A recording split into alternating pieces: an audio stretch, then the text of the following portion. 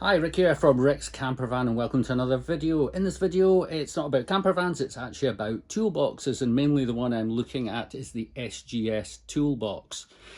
So, the reason I'm making this video is I obviously asked myself when I was going to buy it, because I couldn't afford to spend like hundreds of pounds on a tool chest, and I was looking at ones like the Halfords Advanced range, but I came across this brand and I had no experience with them at all. It could have been cheap junk. In fact, I just thought it was like another Chinese brand, but it actually turned out to be not too half bad. So in this video, I'm going to do a quick run through of this one, and then I'm going to compare it to the Halfords, the budget end, so not the advanced ones, because the advanced ones are better, but they're like 3 times the price. But I do have a Halfords toolbox, so I can compare it to that. And I was down at Halfords and had a look at the big chests like these ones to see what it's like. But first of all, I'm just going to do an overview of the actual tool chest. Now, this one comes in at £119, and that's delivered from a UK company. Obviously, it'll be made in China.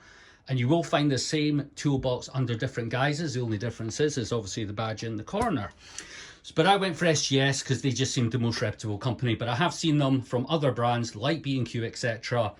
But they are more expensive. They are the same toolbox. So we're just going to have a quick run through and see what it's like inside. So obviously in the top compartment, you've got a nice big cubby box in here where you can keep all your larger pieces in there. And then you've got sort of 3 slide out drawers, which you can basically put all your small screwdrivers, bits and bobs. So I've got things like Stanley knives, small screwdrivers, bits and pieces in there. And then you have like 3 tool drawers.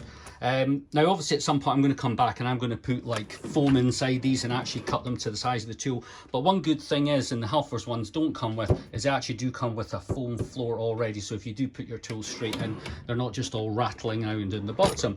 Now one of the things is with cheaper toolboxes is the drawers can be quite rattly, which I'll show you on the Halfords one in a minute. These ones are actually not bad at all. So you can actually slide them in. Now they don't have soft closed doors, but you will slide them in and they will stop. Boom, just like that. Now I did find when I got them, I think the grease on the runners was maybe just a little bit dried out, so I did have to squirt some maintenance spray into the runners, and that made them a lot smoother. Thing I also noticed with them, when you've got a bit more weight in them, they are certainly a lot better as well. So you've got the top part, which is obviously removable.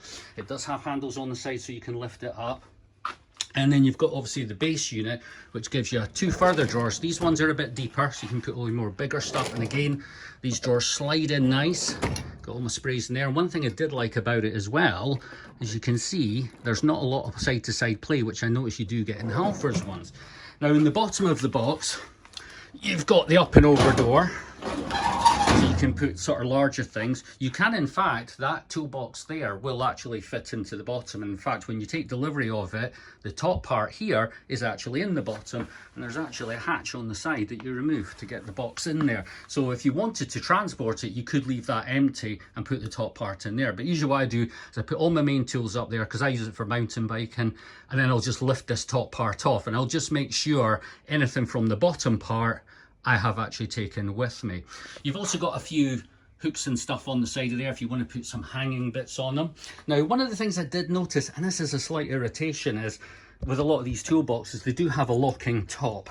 So you can actually lock it, which is normal, and that basically locks shut. Normally when the top is down though, like on the Halfords one, these are locked. These are not. Now, I think possibly what they give you, but to be honest, it would be more pain in the ass than it's worth, is you do get these bars that come with it. And certainly when I got the actual toolbox, these bars were actually inserted like this in the storage box to stop the drawers. But I thought that was just a shipping thing. But that's the only sort of downside. So when you're transporting your bits and bobs, that can be a slight irritation because things can slide out. But overall the quality is really good. You've also got some lockable casters on the bottom as well, and of course a wee handle there for pulling it about if you want to do that. I don't. I just kind of leave it in situ and don't move it from there. So comparing it to so this is the small cheapy Halfords one. I think they're about 40 quid, and to be honest, it's what I started on. It's similar to the other one, as you've got the wee storage bit on top. I'll leave that open because you'll need that open to slide the drawers out. Now, this is all empty just now. Now, I put these in. You don't normally get any foam in there at all, which I think is a bit of a bit of a bad thing. But you can kind of hear the drawers are a hell of a lot more rattly and they don't really slide in very smoothly. I don't know whether it's the fact there's actually no bearings in them at all, but I think on the SGS one there is actually bearings. Now, I had a look at the big one from, or the actual similar to that, but it's red at Halfords. I think it's about 145 quid.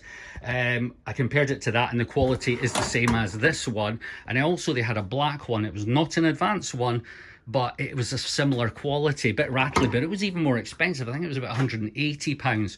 So comparing it to that, this one at 119 is actually a bloody good buy. Now, I got mine a wee bit cheaper because, as you probably noticed, there's a big dent in the front, which apparently seems to be a common thing from reading the reviews. They do come damaged. I contacted them, and at first they were going to knock a tenner off, but I just thought, no, it'll cost you that much to get the thing picked up, that, surely it's got to be where it's good for you and then good for me. So in the end, we arrived at a £30 discount, which I still think they could have done a bit better, but it brought it down considerably.